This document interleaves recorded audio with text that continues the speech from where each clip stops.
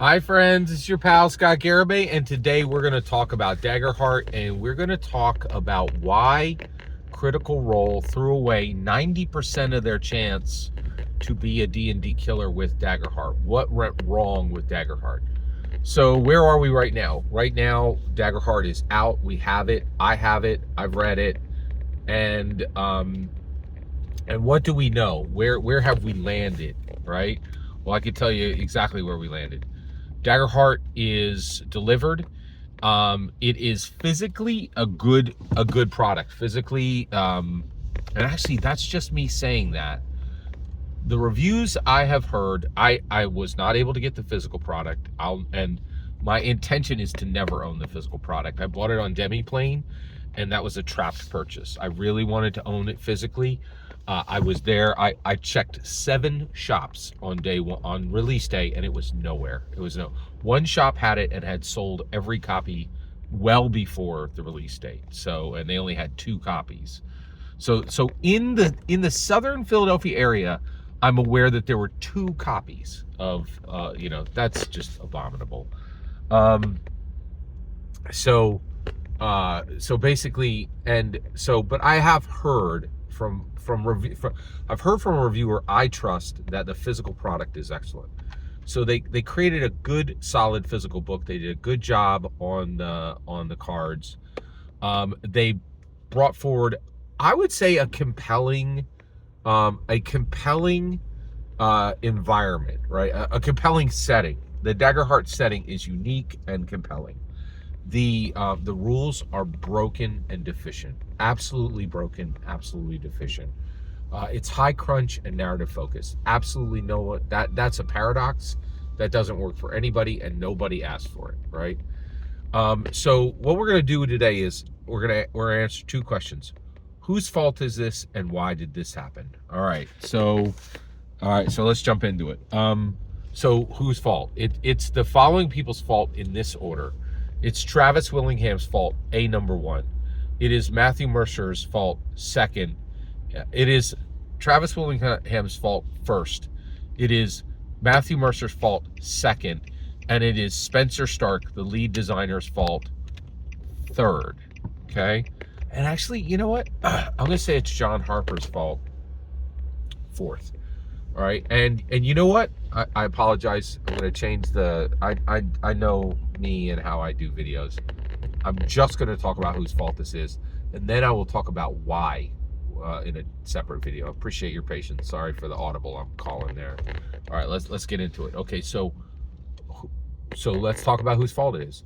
Why is it Travis Willingham's fault first? He is supposed to be the CEO, and he technically is the CEO. But nobody believes that. Like, I'm the CEO of Critical Role. Yeah. Did you ever do anything? Like, you had a global release here. You cocked it up 15 ways to Sunday. It didn't even look like there were 2 copies in Southern Philadelphia. 2 copies in 7 shops, right? Like, and people are like, oh, you don't have good FL. I have amazing FLGSs. These are like millions of dollars of property, like in these FLGSs of 2 copies in Southern Philadelphia. This was a ludicrous. It was a lie to call this a release date, in my humble opinion. It was not a release date. It was a gesturing at being a global company when you're not, right? This was just garage band energy. It was ridiculous, right? And so why is Travis Willingham responsible? Well, he is the CEO. That's his title, right? He should have, and honestly, he should have stopped. And the thing is, he's got a job, like a real job, right? But instead he works on his voice for Grog, right? And instead, he's working on the story for Mighty Nine for Amazon. Just ridiculous crap that's useless, right? Scattered, unorganized, not focused, and yeah, you know what? And honestly, I'm not going to get into why on this one, but he is leader by authority, right? In Critical Role, he's a leader by authority, but he's not actually the leader. Who is? So, and what I mean by that is he has the title of CEO, but I don't think anybody, and no one, not in the company or out of the company, believes that's true. He's just a voice actor who they slapped a sticker on his forehead that says CEO. right? He's not doing anything that a CEO would do, or release day would have looked like a release day, in my humble opinion. Okay, all right. So if Travis Willingham is leader by authority, hey, everybody, I'm the leader, right? Who's the real leader? It's Matthew Mercer. He's leader by influence, right? People are like, oh, hey, I need a decision from Critical Role. Who do I go to? Well, Travis Willingham is called the CEO, but let's not pretend. Like, Matthew Mercer's got more talent in his pinky than all of Critical Role does together, right? Except for the one guy that they exiled, Orion Akaba. And so he's like, so if you really need a real decision, you probably should go to Matthew Mercer, right? So he's the leader by influence. And somebody taught me that, a mentor taught me the difference a long time ago. They're like, you better figure out who the real leader is in that space, right? Is it a leader by influence or a leader by authority?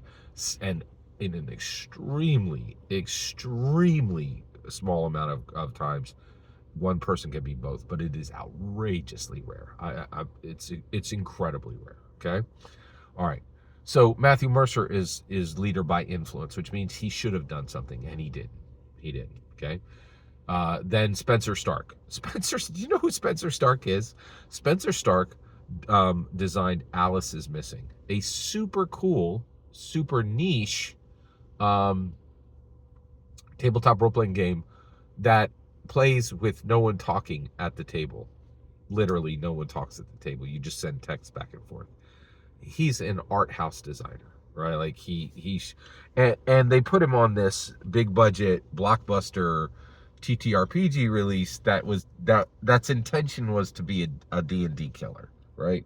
So you went and got A24's weirdest director to direct your next Avenger movie. We already saw how that worked, right? That's what Eternals was. It sucked and nobody watched it.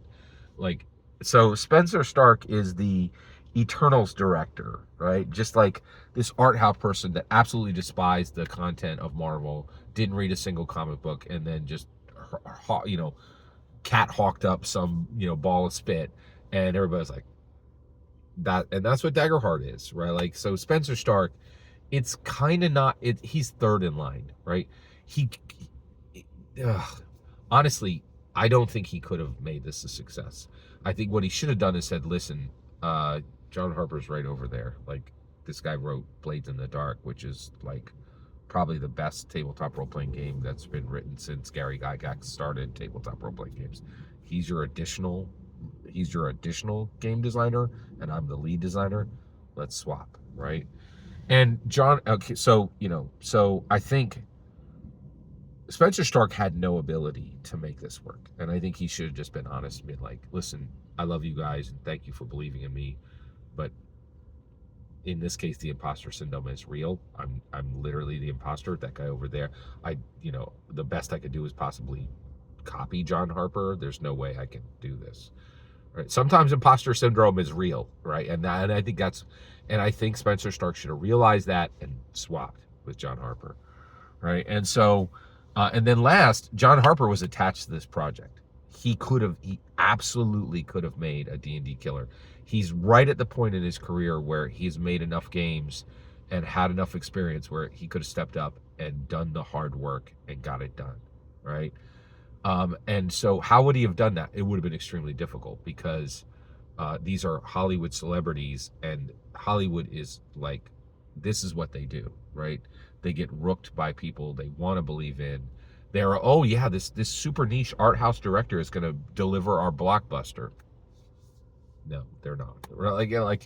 And so John Harper is in the fault line because he could have found a path to fix this. It would have been extremely difficult. He would only had a 5% chance, and he would have had to change Matthew Mercer's mind, and that would have taken some maneuvering, right? And he didn't do it. So one, Daggerheart still has a chance of being a D&D killer, but that chance went from 100% if they had built a good game, right, to 10% because they built a game with a broken, deficient rule set, which still could end up being a D&D killer. So they just scrapped 90% of it. And whose fault is that? Travis Willingham, Matthew Mercer, Spencer Stark, and and John Harper. That's whose fault it is. Every single word you just heard in this video is my humble opinion. The important part is when I get to hear your humble opinion, when you get in the comments and send your traffic. Please consider liking and subscribing, and have a fetch millennium.